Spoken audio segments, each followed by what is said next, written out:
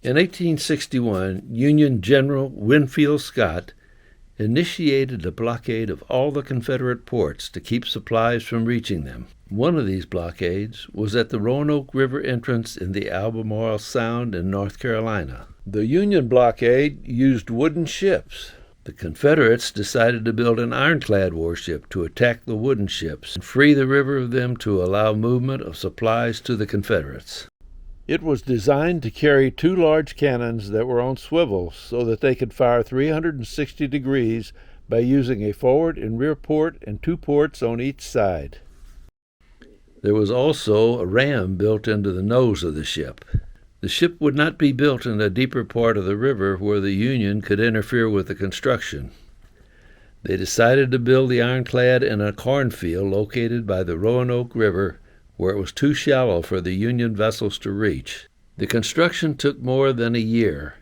It was launched in April of 1864 under the command of James W. Cook.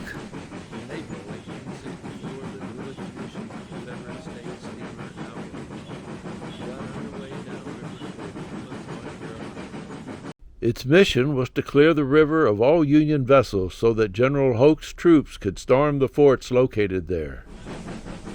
The Albemarle left Plymouth and headed to Albemarle Sound to attack the Union ships. 2 paddle steamers, the USS Miami and the USS Southfield, lashed themselves together with spars and chains.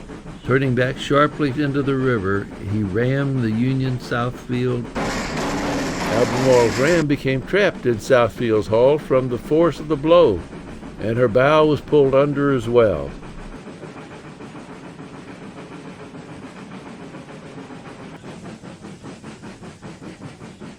The Albemarle was vulnerable, so Commander Flusser of the USS Miami fired an explosive cannonball with a 10-second fuse point blank at it. The cannonball struck the slanted side armor of the Albemarle and bounced back to the Miami, exploding and killing Commander Flusser. When the USS Southfield hit the bottom of the river, it rolled, freeing the Albemarle from its grasp. The Albemarle returned to the surface. The Miami could not make a clear shot at it. The USS Miami was soon driven back. It then steered clear of the ironclad and escaped into Albemarle Sound. The river was high, and they discovered 10 feet of water over the obstructions that the Union forces had placed in the river leading to the forts. Captain Cook immediately ordered steam. By keeping to the middle of the channel, they passed safely over the obstructions. Arriving at the forts, the ironclad's armor protected it from Union guns of the forts. With the river now clear of Union ships, and with the assistance of Albemarle's rifle cannon, General Hoke attacked and took Plymouth and the nearby forts. On May 5th, Albemarle and Css Bombshell, a captured steamer, were escorting the troop-laden Css Cotton Plant down the Roanoke River. Albemarle opened fire first, wounding 6 men working the USS Metabesset. 2 100-pounders She was closely followed by the USS Sassacus, which then fired a broadside of solid 9-pound and 100-pound shots, all of which bounced off Albemarle's armor. However, the USS Bombshell, being a softer target, was hit by each heavy shot from the USS Sassacus and was quickly captured by Union forces following her surrender. Lieutenant Commander Francis Rowe of the USS Sassacus, seeing Albemarle at a range of about 400 yards, decided to ram it. The Union ship struck the Confederate ironclad full and square on the broadside, shattering the timbers of her own bow, twisting off her own bronze ram in the process, and jamming both ships together. With the USS Sassacus hull almost touching the end of the ram's Brook rifle, Albemarle's gun crew quickly fired point-blank rifled shells at it. One of them punctured the USS Sassacus boilers, causing live steam to pour through the ship.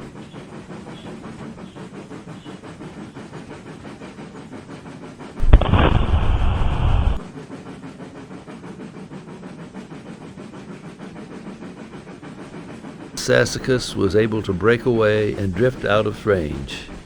The Albemarle then steamed back up the Roanoke to Plymouth.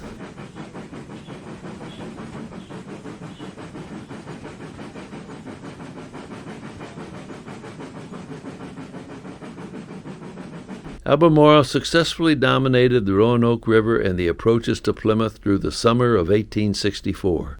The U.S. Navy considered various ways to destroy Albemarle, including 2 plans submitted by Lieutenant William B. Cushing.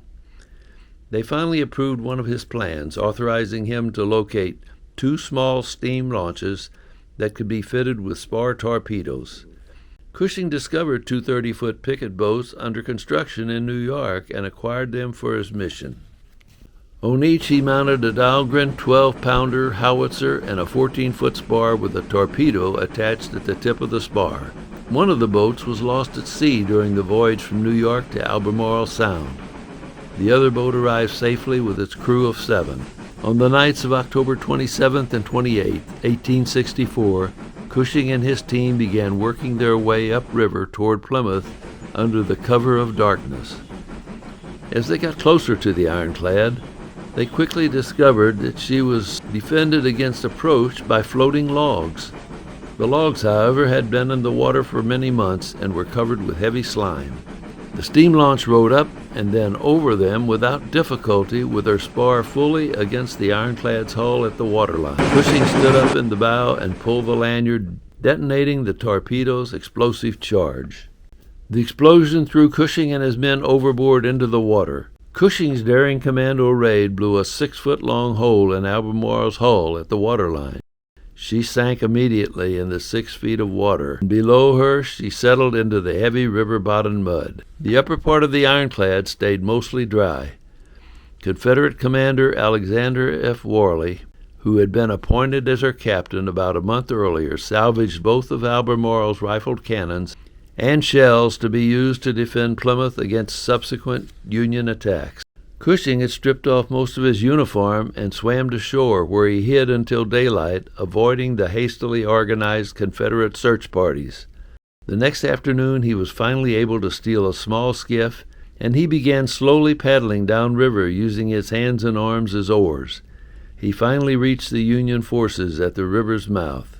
Of the other men in Cushing's launch, one man, Seaman Edward Houghton, also escaped, returning to the Union ships. 2 others, John Woodman and fireman Samuel Higgins, were drowned following the explosion and given a military burial. The remaining crew were captured and later released.